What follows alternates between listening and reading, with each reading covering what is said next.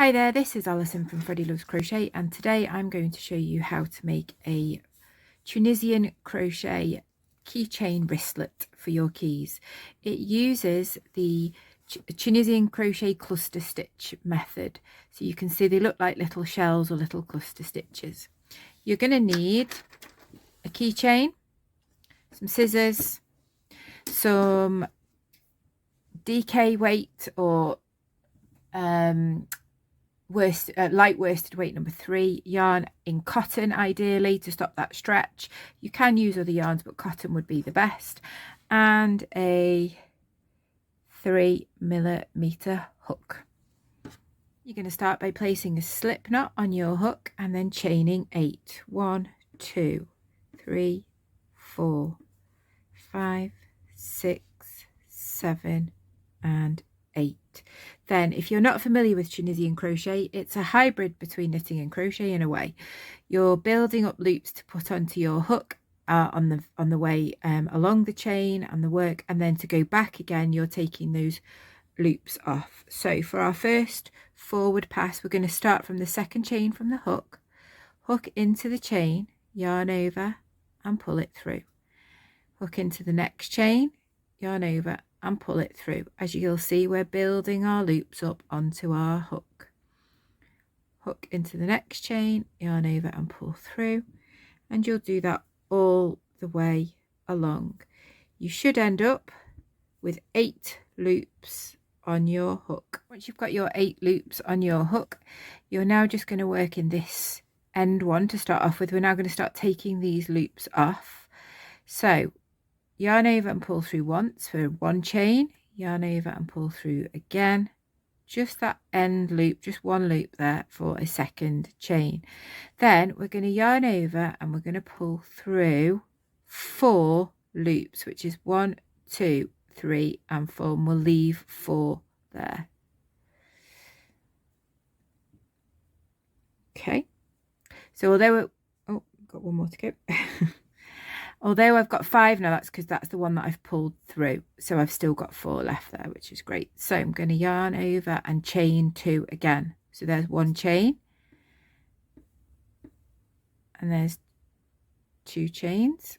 And this time you're going to yarn over and pull through 4 loops again. 1, 2, 3 and 4. Yarn over, chain 1. And then yarn over and pull through both of those last 2 loops. So you can start to see these little shells forming here using these strands. So now we're going to work back along picking up loops, but this is a bit different now because we're not working into a chain, we are working into the stitches that we've already made. So where you put your hook is important for this one. So we need to pick up 7 loops as we go along, and this one on the hook is our 8th. So first of all, you'll see here, this is the chain that you made just before you finished off there. So you're going to pick your first loop up from there. So hook in, yarn over and pull through. Your next loop is going to come from the back of where these this little cluster is all gathered here. So you see it on the top there. Hook in, yarn over and pull that one through.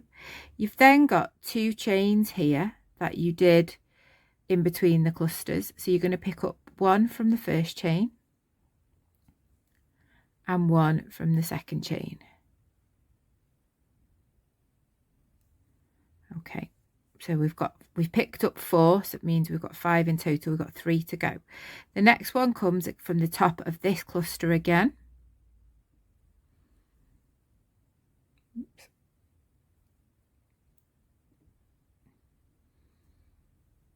There we go. It's hard to do that. There we go. Yarn over and pull it through. And then you've got 2 chains that you started with at the other side. So hook in to the first of those 2 chains, yarn over and pull through. And then your very last one is kind of more of a vertical stitch. And you're going to try this time when you put your hook in to pick up the 2 loops that are on the end rather than just this one on this side. It just makes it a bit neater at the end. So you're going to yarn over and pull that through. So going back again, we're going to do exactly what we did before again now. So chain of 2, so 1 and 2, and now we're going to yarn over and pull through 4 loops. So 1, 2, 3 and 4, chain of 2 again, 1 and 2, pull through 4 loops, 1, 2, 3 and 4, and you should be left with 2 on your hook, chain of 1, and then yarn over and pull through both to finish off with 1 again. And you straighten it up. It takes a little bit to get into the rhythm of it, and we'll do it a couple more times, and then you should get used to the pattern of it. So we're going to go back along. The first one is here, the first chain, that chain that you did, yarn over, pull through. Second one is at the top of the cluster, and then we've got these 2 chains that we did here. So there's the first one there. So it's like that top loop of the chain that you're going into when it's horizontal, and then we've got the top of the little cluster again, and then there were 2 chains left, so there you've got that one there as the second to last one, and then the very last one is the one where we pick up the 2 strands of that last stitch there. Okay, and then we should have 8, which we do. To take it off again, chain of 2, 1 and 2, yarn over and pull through 4, which means you should be left with 4 plus the one that you've brought through there. Chain 2, 1 and 2, yarn over and pull through 4, chain 1, yarn over and pull through the final 2. You're going to repeat that as many times as you feel you need to get the desired size of keychain. And once you've done that, pause it here and come back, and I'll show you how to finish it off and to attach it to your keychain. Once you've got it to your desired length, I have done 36 of these little clusters, and obviously each little cluster takes 2 rows, the row going forward and the row going back. So if that helps for you to know how many to do. Once you've done that, we're just going to neaten off this edge before we join it together and then attach it to the keychain. So in the same places where you've been working to create your stitches and building your loops upon your hook, you're going to do the same thing again now, except this time you're going to make slip stitches. So when you yarn over and pull through, you're then going to slip the loop and make a slip stitch instead, like that. So again, like I say, you're working in all the same places that you have been doing. It's just that this time we're slip stitching it, and it just will neaten it up nicely and give us somewhere to place our hook when we're joining it together, because you're going to have to join one side to another. That's it. And then the final one at the side there.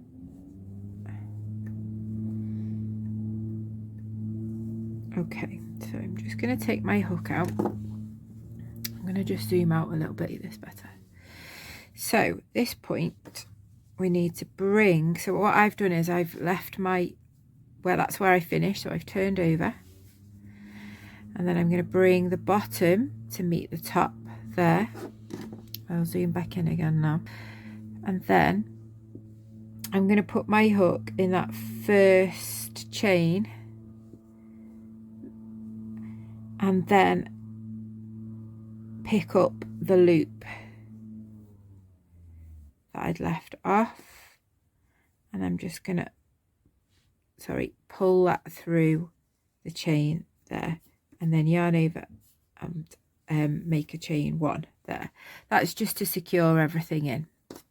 So now you'll see that I've got working these 2 together. I'm going to go back into the same place where I've just joined, and then back into the first slip stitch on that side, if you can see that there. So I'm joining this part to this part, and then I'm going to do single crochets, the US term, which is a double crochet in the UK. I'm going to do that along, so I'm going to go into the next original starting chain there, and then its corresponding slip stitch on the other side. The slip stitches are quite tight, so bear that in mind actually where you're making them. Maybe you want to loosen them slightly. So yarn over, pull that through, so you've got your 2 loops, and then yarn over and pull through 2. You're going to go all the way along to do that and join.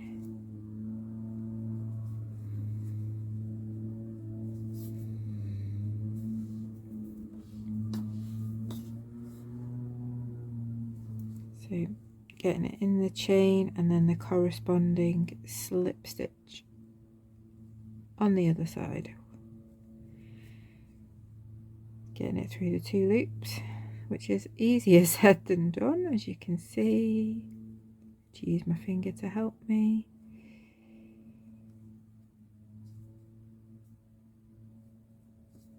There we go. Thankfully we only have a few of these stitches to do, so they are a bit trickier. There we go. Pull that through, yarn over, pull through 2. Got a couple left now, so there's 1.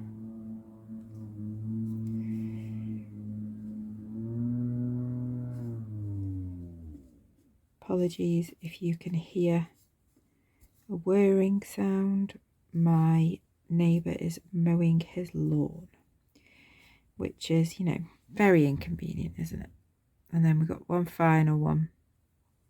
Yeah, harder than they look, these, with them being slip stitches.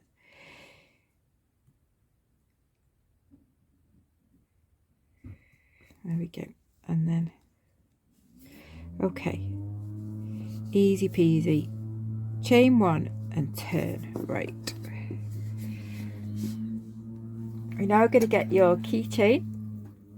The next thing we're going to do is attach the keychain. So with your keychain at the back of your work, like that, you're going to insert your hook after you've done your chain 1 into the top of the single crochet you've just done, and also into that keychain, and you're going to do single crochet along in each stitch there, just to attach them together.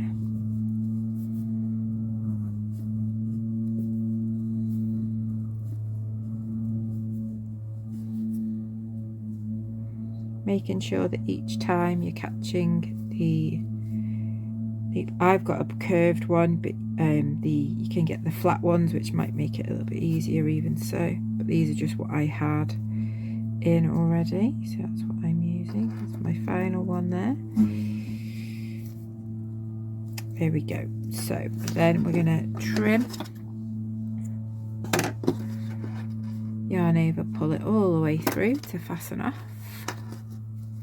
turn it round, and then there you go. There is your lovely Tunisian shell stitch or cluster stitch keychain. All that's left for you to do is to sew these ends in, and because I would advise when you're sewing them in to sort of do it on the underside, making sure that you sew in back and forth at least 3 times just to secure them nice in there, because it's obviously something that's going to get used and you don't want it coming undone. And there you have your beautiful Tunisian crochet wristlet keychain. If you enjoyed this video, please give me a like, a subscribe, a comment. All of those things would be very much appreciated. Take care, and I'll see you again soon.